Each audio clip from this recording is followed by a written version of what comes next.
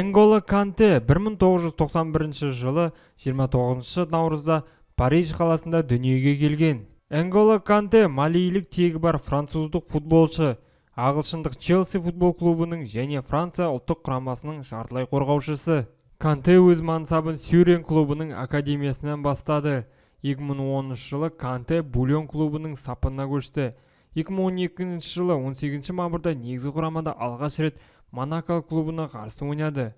2012-2013 жылы маусымында Канте француздық 3-ші лиганың Бульон командасының негізгі ойыншысына айналды. 2013 жылы маусым айында Канте француздық 2-ші лигасы Кан клубымен 3 жылдық келісімшарт орнатты. Бірінші маусымында Энголо чемпионаттың 18 ойынында 2 гол соғып, клубтың француздық үздік дивизионына шығуына зор үлесін қосты. 2014 жылдың 9 тамызында маусымның Эвиан клубына қарсы алғашқы ойынында Канте бірінші лигада алғаш ойынын өткізіп, жарыста өзінің алғашқы добын соқты.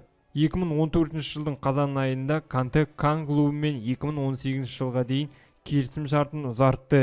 Кантенің 2014 жылы 2015 жылы маусымдағы ойыны шыншылдыққа айналып, Франция футбол құрамасының бұрынғы футболшысы Франк Сильвестр Кантені құрамаға шақыруды талап етіп, болашақта Канте атақты Клод Макелеленің басып озатын футболшы деп атады. Маусымның нәтижесі бойынша Энголо Европадағы допты тартып алу көрсеткішінен үздік ойыншылар қатарында болды. 2015 жылдың 3 тамызында Канте 8 миллион евроға ағылшындық Лестер Сити клубына ауысады.